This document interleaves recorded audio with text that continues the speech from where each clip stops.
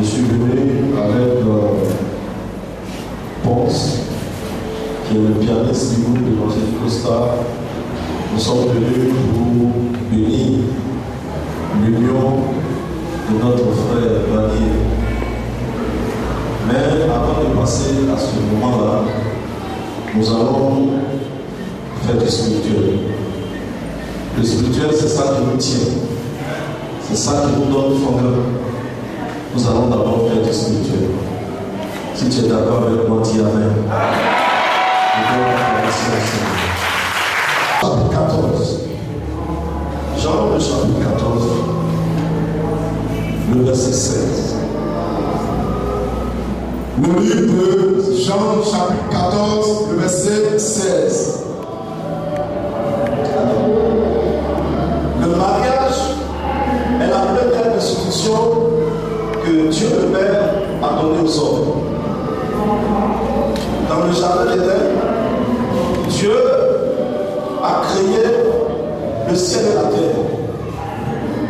Mais vous allez voir que quand vous lisez dans le livre de Genèse, chapitre 1er, à partir du verset 1er, on nous dit que la terre était informe. Ça veut dire qu'il n'y avait rien. Mais Dieu n'a pas laissé la terre dans cet état-là. Dieu a rempli la terre. Il va demander aux poissons de grouiller dans la mer, dans les eaux, les oiseaux de grouiller dans le ciel. Il va créer la nature, tout ce que vous voyez. Après cela, Dieu, le Créateur, va prendre la terre argileuse et il va former l'homme. Quand il a fini de créer l'homme, la Bible dit qu'il a soufflé dans les narines de l'homme.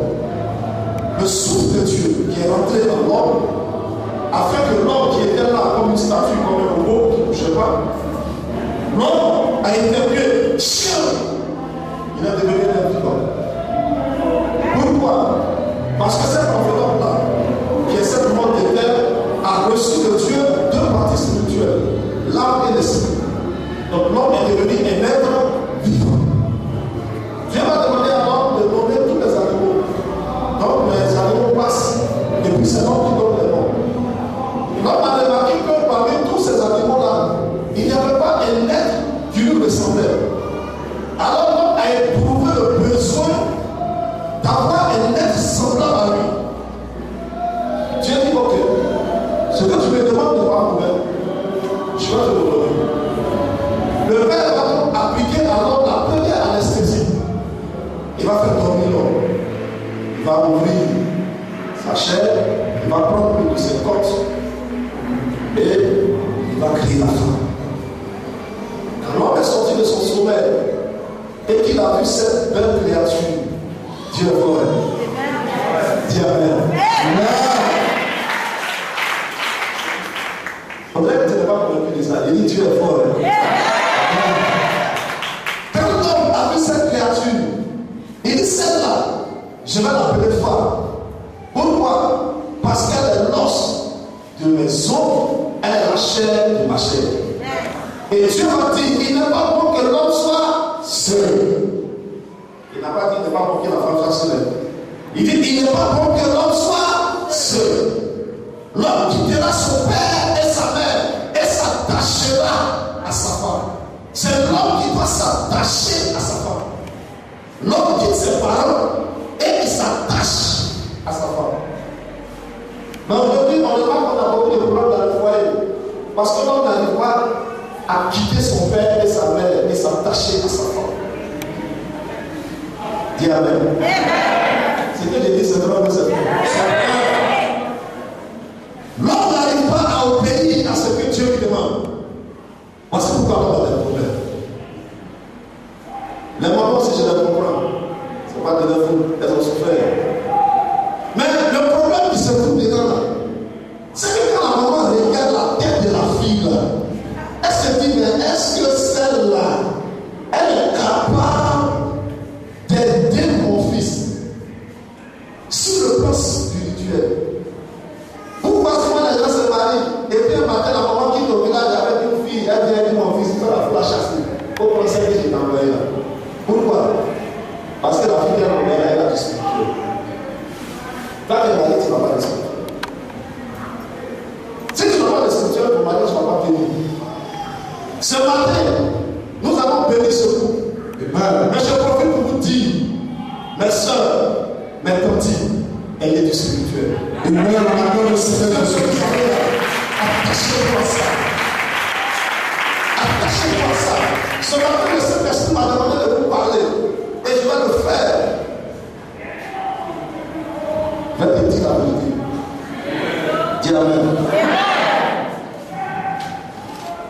Tu dois avoir du spirituel. Si tu n'as pas de spirituel, ton foyer ne va pas tenir. Ton mariage ne va pas tenir. Pourquoi? Parce que nous sommes dans une chaîne. Le monde dans lequel nous sommes, c'est une chaîne. C'est le plus fort qui décide du sort du vaincu. C'est le mec que tu dis tu passes. C'est ton ami. Lui-là, c'est mon ami. Celle-là, c'est ma soeur. Tu prends ton problème de frère. Tu viens, tu dis non. Mais tu ne la connais pas. Peut-être qu'elle est avec toi. Mais dans le secret, c'est une grande sorcière. Tu dois faire confiance à ta camarade. Mais tu as pris des défendre. Pourquoi? Parce que tu n'as pas de spirituel. Tu es en fait. Ambition mondiale d'évangélisation. Nous ne sommes pas venus pour être faits. Même si tu es fait, tu dois devenir fort. Parce que celui qui a la tête de cette mission est triomphateur en esprit. C'est le plus grand guerrier en esprit. Tu es fait, tu dois devenir fort. C'est toi qui décides. C'est toi qui parles et cela s'accomplit. C'est toi qui dis et cela s'accomplit. Quand je travaillais encore, je n'étais pas encore consacré. J'ai dit au Saint-Esprit, dans l'entreprise là, c'est que je dois faire pour faire de moi un homme incontournable. Ça veut dire que si moi je suis pas là, on doit sentir qu'il y a quelque chose qui ne va pas. J'ai des chefs de service, mais cela, mais là à côté, c'est moi qui mets devant.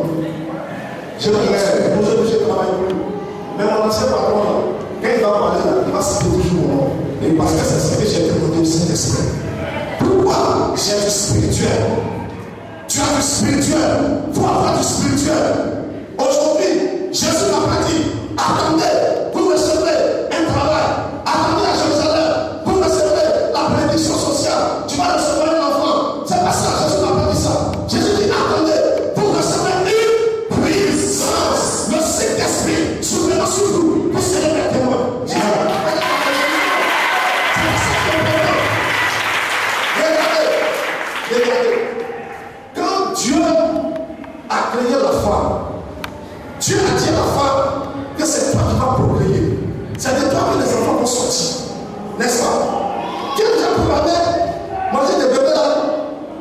C'est ce qu'il y a devant là. La femme, il s'en fout, il est là, il sait qu'il va manger. Quand il commence à faire une guerre, maman place la guerre dans sa bouche. Lui, il ne calcule pas guerre, il ne calcule pas. Parce que c'est programmé comme ça. Mon frère, 2013 là, il ne faut pas courir derrière la bénédiction. Il ne faut pas courir derrière ça. Laisse ça. Il faut courir derrière le spirituel. Derrière le spirituel. Cherche à posséder le spirituel. Cherche à sauver le spirituel, ça sert en toi. Regardez, le spirituel ne doit pas être en nous. Ça doit être en nous. Ça doit agir en nous. Ça doit se manifester en nous. Dans le jardin d'Éden, Dieu a dit alors, il ne faut pas manger. Il ne faut pas manger. Ça veut dire qu'il ne faut pas couper. Il ne faut pas croquer. Il ne faut pas savoir rentrer dans le doigt. Il ne faut pas manger. Si tu manges de l'arbre de la connaissance du bien et du mal, tu vas mourir. Dieu a dit alors, il ne faut pas manger. C'est un plan de Dieu. Si l'homme respecte ce programme, c'est comme aujourd'hui, tu es un enfant. L'enfant a 6 ans, 5, 6 ans, 7 ans. Tu as une voiture. L'enfant monte dans ton véhicule. Il dit, papa, comme me donne la voiture là, j'ai conduit. Tu vas lui dire quoi? On va dire, attention, on va passer pour une voiture. Certains même n'arrivent pas sur le pédale. Tu vas lui dire, mon fils, tu as raison, mais ce n'est pas pour le temps. Pas attendre, quand tu vas grandir. Et puis maintenant, tu vas. Dieu disait alors de ne pas manger de l'arbre de la connaissance du bien et du mal. Ce n'est pas parce qu'il ne voulait pas. Mais ce que Dieu a fait, cette créature humaine-là, ça pouvait se gâter. Il fallait que Dieu transmette à l'homme l'éternité. L'homme devait recevoir la vie éternelle. L'homme devait recevoir la maintenance de la vie. L'homme devait être éternel comme Dieu. À partir de ce moment-là, l'homme pouvait manger de l'arbre de la connaissance du bien et du mal. C'est ça. Dieu a fait ce programme. Il ne faut pas manger. accepter ça. On va aller manger. Le problème est venu de l'humanité. Mais tu sais pas décourager. Aujourd'hui là, Jésus dit, voici mon corps, voici ma chair, voici mon sang. Mangez et... Aïe, comprenez ça? Mangez et... Mangez et... Donc ça va où? Ça va quoi? Hein? Ça va quoi? Jésus dit manger et... Ça va où? Ça descend. Jésus dit à ses disciples, l'esprit dont je vous parle, vous le connaissez. Mais quand il est avec vous, mais dans peu de temps, il sera où?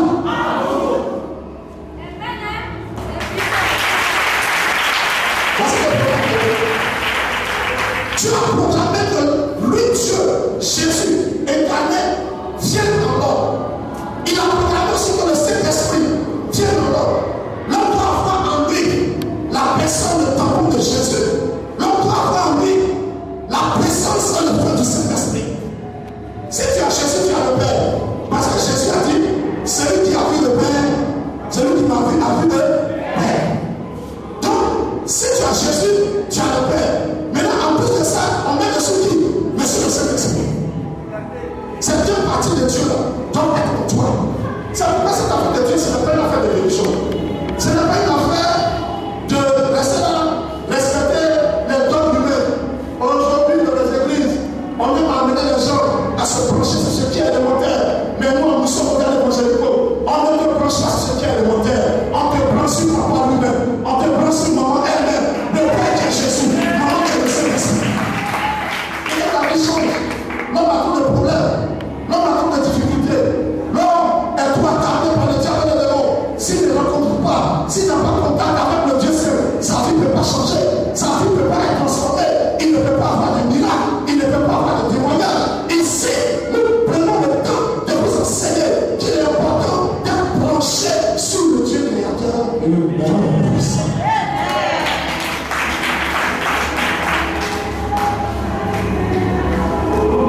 Après, c'est la qui se marie.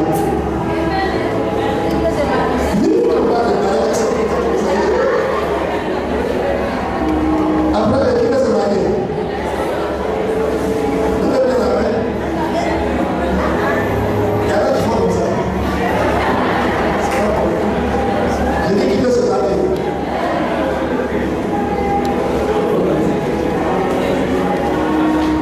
D'accord, pas plus. Ça va plus. Donc, les disciples de Jésus ont marché avec lui pendant 3 ans et demi. Jésus, sentant que le temps de sa mission étant arrivé, il va commencer à parler à ses disciples. On y va. Jean 14, verset 16. Et moi, c'est Jésus qui parle. je prierai le Père. Moi, je vais envoyer un message au Père Yahvé. Moi, Jésus, je vais prier le Père. Et il vous donnera un autre consolateur. Si Jésus dit un autre consolateur, c'est qu'il y avait déjà un. Ce premier là, c'est lui Jésus. L'autre consolateur, c'est le Saint-Esprit. Donc, je prie le Père. Le Père va nous envoyer un autre consolateur.